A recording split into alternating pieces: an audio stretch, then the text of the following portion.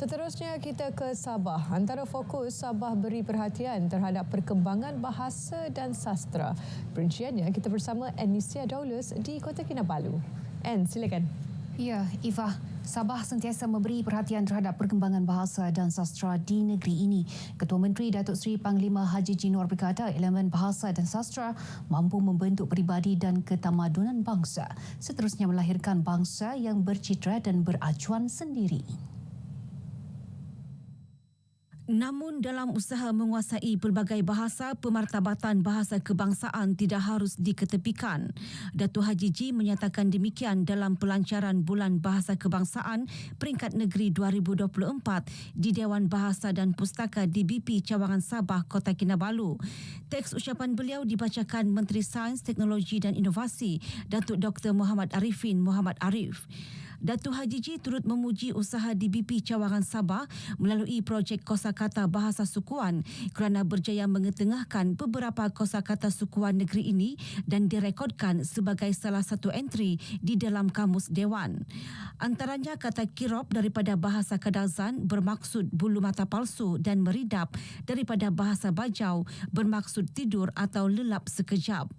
Sementara itu, ketika ditemui media, Datuk Muhammad Arifin turut menyokong inisiatif tersebut agar lebih banyak bahasa sukuan dimasukkan dalam kamus berkenaan. Kita amat menyokong agar kalimah-kalimah atau kata-kata bahasa daripada pelbagai etnik yang sesuai dipilih untuk diserap menjadi bahasa kebangsaan, menjadi bahasa dalam kamus Dewan. Saya harap akan lebih banyak lagi kalimah demi kalimah daripada suku kaum kita digunakan untuk menjadi bahasa serapan. Sempena majlis ini turut berlangsung penyampaian hadiah kepada pemenang jejak bahasa jiwa bangsa yang dimenangi kumpulan Elopura dari Kementerian Pertanian, Perikanan dan Industri Makanan dan pertandingan buku skrap dimenangi murid SJKC Hiknam Inanam Kristavelini James. Turut disampaikan anugerah terampil bahasa sektor awam yang diungguli Pejabat Setiausaha Kerajaan Negeri Sabah. Kerajaan akan menambah peruntukan kepada 24 pejabat pendidikan daerah PPD yang menganjurkan program sains, teknologi, kejuruteraan dan matematik STEM daripada RM15,000 kepada RM20,000. Dalam masa sama, peruntukan juga diberikan kepada Politeknik bagi penganjuran International Borneo Innovation Exhibition and Competition IBIC bermula tahun depan. Menteri Sains, Teknologi dan Inovasi Datuk Dr. Muhammad Arifin Muhammad Arif berkata, ia bagi menyokong penganjuran kedua-dua program ke arah memperkasa STEM serta bidang pendidikan dan latihan teknikal dan vokasional TVET.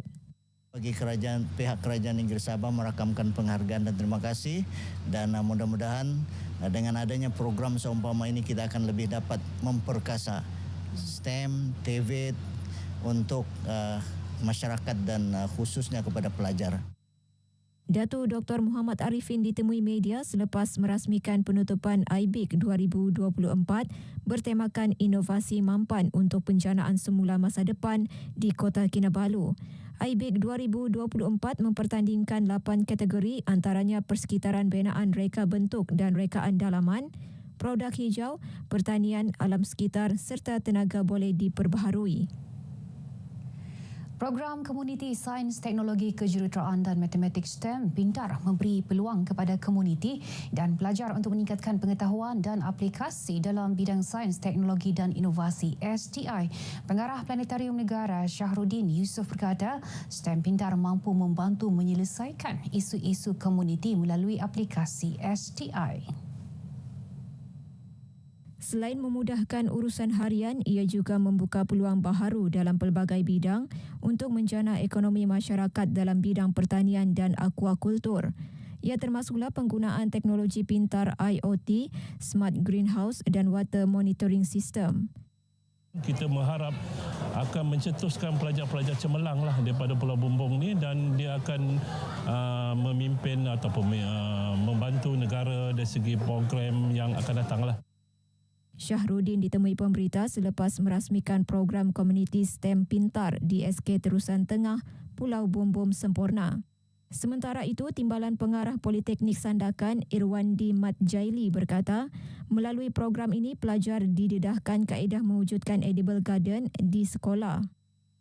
Jadi ada beberapa sekolah di luar bandar yang telah kami bantu dalam aspek teknologi aquaculture itu sendiri, terutama sekali bagaimana untuk menghasilkan aquaponik sendiri. Kami telah menghasilkan sebuah alat inovasi yang bernama AquaClean. AquaClean ni dia dapat berfungsi untuk membersihkan sampah plastik di laut tu. Jadi kalau kita lihat isu yang berlaku di Sabah, khususnya di daerah Semporna ni ialah pencemaran laut. Program ini merupakan anjuran Kementerian Sains Teknologi dan Inovasi MOSTI, Politeknik Sandakan dan Pejabat Pendidikan Daerah Semporna. Bekalan telur ayam di daerah Sandakan stabil meskipun berlaku pengurangan disebabkan permintaan tinggi daripada pengguna. Ketua Pegawai Penguatkuasa Kementerian Perdagangan Dalam Negeri dan Kos Sara Hidup KPDN Azdi Zuki John berkata pembersihan kandang ayam dan penggantian ayam baharu juga menjadi antara faktor kelewatan penghantaran bekalan di pasaran. Tren pengguna di Sandakan juga lebih tertumpu dengan telur grade A, B dan C berbanding Omega yang kurang mendapat permintaan.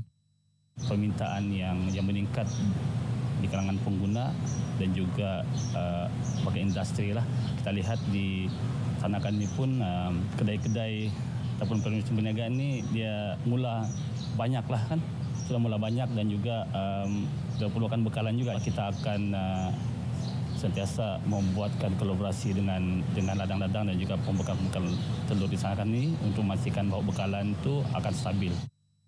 Azdi ditemui media selepas melakukan pemantauan di ladang pembekal telur ayam syarikat Prolific Quality di Batu 19 Sandakan. Pembekal telur ayam mengakui tren pengguna yang lebih tertumpu dengan telur grade A, B dan C menyebabkan permintaan tinggi bagi grade telur tersebut. Sementara itu, KPDN Sandakan akan memastikan semua bekalan keperluan asas di daerah itu mencukupi menjelang sambutan perayaan Hari Deepavali hujung bulan ini. Langkah menyelaras semula masa daftar masuk dan keluar di hotel bagi memastikan pengguna menerima waktu penginapan sekurang-kurangnya 23 jam sehari disambut baik khususnya dalam kalangan pelancong tempatan dan luar negara. Rata-rata pelancong ditemui menyifatkan ia langkah terbaik bagi memudahkan mereka mendapat masa yang lebih untuk berehat dan membuat pelbagai persiapan ketika menginap di hotel. If we check in early, let's say because the flight usually they will reach early, right? So if we check it early, so we can go more places, like we can arrange more places to go for visiting. Rather than stay in the hotel. Waiting until 3. Sometimes we all come in early, we have to wait until 3, then only we can. It's 8 o'clock. We reach here 8 o'clock. Yeah. Then we have to wait until 3 o'clock. Saya setujulah kalau kita boleh check in awal pada jam 1 sebab kadang-kadang kita ni membawa anak kecil. Jadi bila kita membawa anak kecil tu mungkin kebetulan datang awal ke hotel, jadi kita boleh check in awal lah. Saya setuju dengan saranan yang kerajaan berikan lah.